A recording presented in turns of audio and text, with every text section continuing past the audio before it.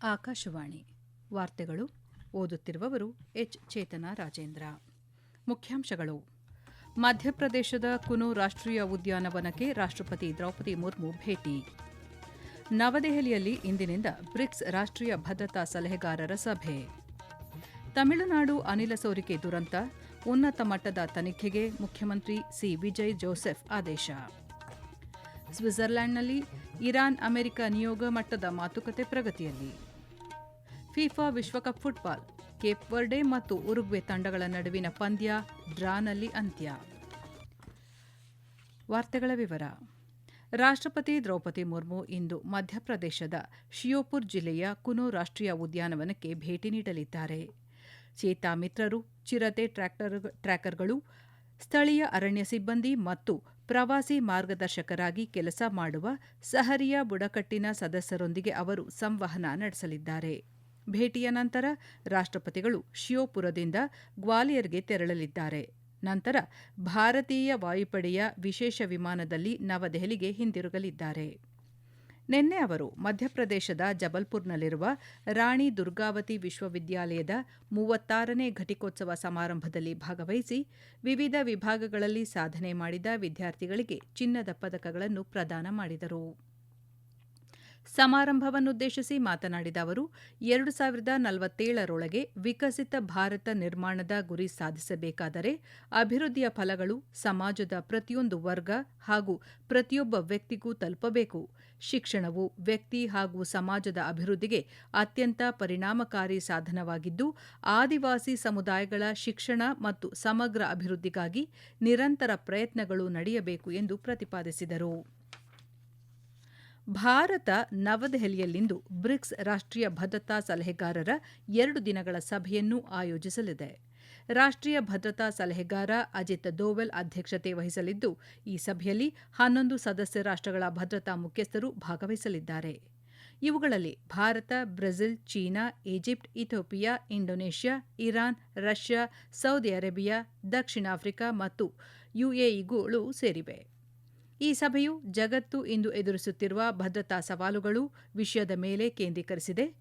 ರಾಷ್ಟ್ರೀಯ ಭದ್ರತಾ ಬೆದರಿಕೆಗಳು, ವೇಗವಾಗಿ ವಿಕಸನಗೊಳ್ಳುತ್ತಿರುವ ಸ್ವರೂಪ ಮತ್ತು ಉದಯೋನ್ಮುಖ ಭದ್ರತಾ ಅಪಾಯಗಳಲ್ಲಿ ಹೊಸ ತಂತ್ರಜ್ಞಾನಗಳ ಪಾತ್ರದ ಮೇಲೆ ಚರ್ಚೆಗಳು ಕೇಂದ್ರೀಕೃತವಾಗಿವೆ.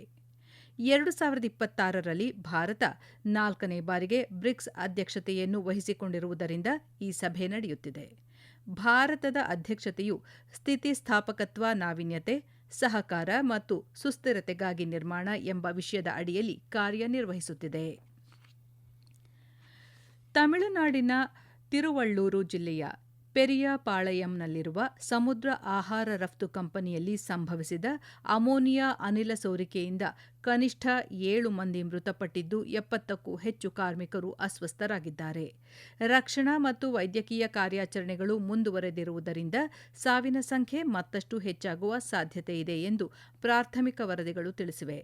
ರಾಷ್ಟ್ರೀಯ ವಿಪತ್ತು ನಿರ್ವಹಣಾ ಪಡೆ ಹಾಗೂ ರಾಸಾಯನಿಕ, ಜೈವಿಕ ಮತ್ತು ಅಣು ಪ್ರತಿಕ್ರಿಯಾ ತಂಡಗಳು ರಕ್ಷಣಾ ಕಾರ್ಯಾಚರಣೆ ನಡೆಸಿದ್ದು, ಕಟ್ಟುನಿಟ್ಟಿನ ಸುರಕ್ಷತಾ ಕ್ರಮಗಳೊಂದಿಗೆ ಅನಿಲ ಸೋರಿಕೆಯನ್ನು ನಿಯಂತ್ರಣಕ್ಕೆ ತಂದಿವೆ. ತಮಿಳುನಾಡು ಮುಖ್ಯಮಂತ್ರಿ ಸಿ. ವಿಜಯ್ ಜೋಸೆಫ್ ಘಟನೆಯ ಕುರಿತು ಉನ್ನತ ಮಟ್ಟದ ತನಿಖೆಗೆ ಆದೇಶಿಸಿದ್ದು, 24 ಗಂಟೆಗಳೊಳಗೆ ವರದಿ ಸಲ್ಲಿಸಲು 3 ಸದಸ್ಯರ ಸಮಿತಿಯನ್ನು ರಚಿಸಿದ್ದಾರೆ. ಮೃತರ ಕುಟುಂಬಗಳಿಗೆ ತಲಾ 2 ಲಕ್ಷ ರೂಪಾಯಿ ಪರಿಹಾರ ಘೋಷಿಸಿದ್ದಾರೆ. ಉಪರಾಷ್ಟ್ರಪತಿ ಸಿಪಿ ರಾಧಾಕೃಷ್ಣನ್ ಹಾಗೂ ಪ್ರಧಾನಮಂತ್ರಿ ನರೇಂದ್ರ ಮೋದಿ ಅವರು ಘಟನೆ ಕುರಿತು ತೀವ್ರ ಸಂತಾಪ ಸೂಚಿಸಿದ್ದಾರೆ. ಮೃತರ ಕುಟುಂಬಗಳಿಗೆ ಸಾಂತ್ವನ ಹೇಳಿದ್ದು, ಚಿಕಿತ್ಸೆ ಪಡೆಯುತ್ತಿರುವವರು ಶೀಘ್ರ ಗುಣಮುಖರಾಗಲಿ ಎಂದು ಪ್ರಾರ್ಥಿಸಿದ್ದಾರೆ.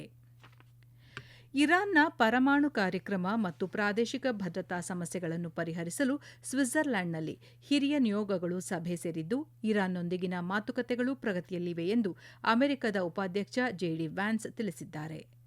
ಲುಸೆರ್ನ್ ಸರೋವರದ ಮೇಲಿರುವ ಬರ್ಗೆನ್ಸ್ಟಾಕ್ ರೆಸಾರ್ಟ್ನಲ್ಲಿ ಅಮೆರಿಕ ಮತ್ತು ಇರಾನ್ನ ನಿಯೋಗಗಳು ಮಾತುಕತೆ ಪ್ರಾರಂಭಿಸಿವೆ. ಸಭೆಗೆ ಮುನ್ನ ಸುದ್ದಿಗಾರರೊಂದಿಗೆ ಮಾತನಾಡಿದ ಜೆಡಿ ವ್ಯಾನ್ಸ್, ಮಾತುಕತೆಗಳು ಈಗಾಗಲೇ ಸಕಾರಾತ್ಮಕ ಫಲಿತಾಂಶಗಳನ್ನು ನೀಡಿವೆ.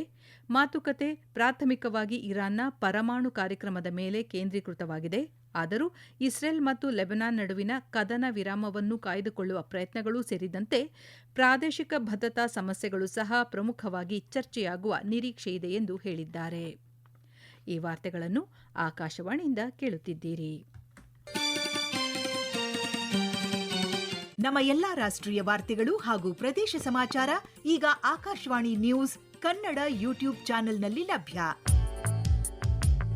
ನಮ್ಮ ಎಕ್ಸ್ ಖಾತೆ ಮತ್ತು ಇನ್ಸ್ಟಾಗ್ರಾಂ ಖಾತೆ ಆಕಾಶವಾಣಿ ನ್ಯೂಸ್ ಕನ್ನಡ.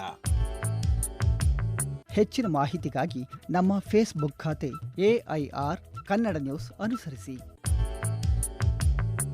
ಮಾಹಿತಿಯ ಹೂರಣ ವಾರದ ಕಾರ್ಯಕ್ರಮ ಪ್ರಚಲಿತ ವಿದ್ಯಮಾನ ಪ್ರತಿ ಬುಧವಾರ 9:15ಕ್ಕೆ.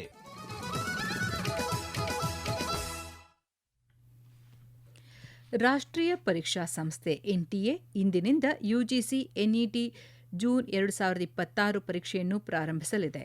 ರಾಷ್ಟ್ರೀಯ ಮಟ್ಟದ ಅರ್ಹತಾ ಪರೀಕ್ಷೆಯನ್ನು ಈ ತಿಂಗಳ 30ರವರೆಗೆ ಪ್ರತಿದಿನ 2 ಪಾಳಿಗಳಲ್ಲಿ ಕಂಪ್ಯೂಟರ್ ಆಧಾರಿತ ಪರೀಕ್ಷೆ ಮಾದರಿಯಲ್ಲಿ ನಡೆಸಲಾಗುತ್ತದೆ. ಜೂನಿಯರ್ ರಿಸರ್ಚ್ ಫೆಲೋಶಿಪ್, ಸಹಾಯಕ ಪ್ರಾಧ್ಯಾಪಕ ಹುದ್ದೆಗಳು ಮತ್ತು PhD ಕೋರ್ಸ್ಗಳಿಗೆ ಪ್ರವೇಶ ಪಡೆಯಲು ಬಯಸುವ ಅಭ್ಯರ್ಥಿಗಳಿಗೆ UGC NET ಪರೀಕ್ಷೆಯನ್ನು ನಡೆಸಲಾಗುತ್ತದೆ. ಕೇಂದ್ರೀಯ ಪ್ರೌಢ ಶಿಕ್ಷಣ ಮಂಡಳಿ CBSE 12ನೇ ತರಗತಿಯ ಪರೀಕ್ಷೆಯ ಉತ್ತರ ಪತ್ರಿಕೆ ಪರಿಶೀಲನೆ ಮತ್ತು ಮರು ಮೌಲ್ಯಮಾಪನ ಫಲಿತಾಂಶಗಳನ್ನು ಪ್ರಕಟಿಸಲು ಆರಂಭಿಸಿದೆ. ಒಟ್ಟು ಸ್ವೀಕರಿಸಲಾದ ಅರ್ಜಿಗಳ ಪೈಕಿ 87%ಕ್ಕೂ ಹೆಚ್ಚು ಅರ್ಜಿಗಳ ಫಲಿತಾಂಶಗಳನ್ನು ಪ್ರಕಟಿಸಲಾಗಿದೆ. ಉಳಿದ ಫಲಿತಾಂಶಗಳನ್ನು ಹಂತ ಹಂತವಾಗಿ ಬಿಡುಗಡೆ ಮಾಡಲಾಗುತ್ತಿದ್ದು, ಸಂಪೂರ್ಣ ಪ್ರಕ್ರಿಯೆ ಶೀಘ್ರದಲ್ಲೇ ಪೂರ್ಣಗೊಳ್ಳುವ ನಿರೀಕ್ಷೆಯಿದೆ ಎಂದು CBSE ತಿಳಿಸಿದೆ. ವದಂತಿಗಳು ಅಥವಾ ಪರಿಶೀಲಿಸದ ಸಾಮಾಜಿಕ ಜಾಲತಾಣದ ಮಾಹಿತಿಯನ್ನು ನಂಬದೆ ಅಧಿಕೃತ ಪ್ರಕಟಣೆಗಳನ್ನಷ್ಟೇ ಅವಲಂಬಿಸುವಂತೆ ವಿದ್ಯಾರ್ಥಿಗಳಿಗೆ ಮತ್ತು ಪೋಷಕರಿಗೆ CBSE ಮನವಿ ಮಾಡಿದೆ. 2026ರ ಫಿಫಾ ವಿಶ್ವಕಪ್ ಫುಟ್ಬಾಲ್ನಲ್ಲಿ ಇಂದು ಫ್ಲೋರಿಡಾದಲ್ಲಿ ನಡೆದ ಕೇಪ್ ವರ್ಡೆ ಮತ್ತು ಉರುಗ್ವೆ ತಂಡಗಳ ನಡುವಿನ ಎಚ್ ಗುಂಪಿನ ಪಂದ್ಯ 2-2 ಗೋಲುಗಳಿಂದ ಡ್ರಾನಲ್ಲಿ ಕೊನೆಗೊಂಡಿತು. 21ನೇ ನಿಮಿಷದಲ್ಲಿ ಕೆವಿನ್ ಪಿನಾ ಅದ್ಭುತ ನೇರ ಫ್ರೀ ಕಿಕ್ ಗಳಿಸುವ ಮೂಲಕ ಕೇಪ್ ವರ್ಡೆ ತಂಡ ಮುನ್ನಡೆ ಸಾಧಿಸಿತು. ಮ್ಯಾಕ್ಸಿ ಅರೌಜೊ ಮತ್ತು ಅಗಸ್ಟಿನ್ ಕ್ಯಾನೋಬಿಯೋ ಅವರ 2 ಗೋಲುಗಳೊಂದಿಗೆ ಉರುಗ್ವೆ ತಂಡ ಪ್ರಾಬಲ್ಯ ಸಾಧಿಸಿತು. ಆದರೂ ಕೇಪ್ ವರ್ಡೆ ತಂಡದ ಪರ ಹೆಲ್ಡರ್ ವರೆಲಾ ಅವರ ಗೋಲಿನಿಂದ ಪಂದ್ಯ 2-2 ಅಂತರದಲ್ಲಿ ಡ್ರಾ ಕೊಂಡಿತು.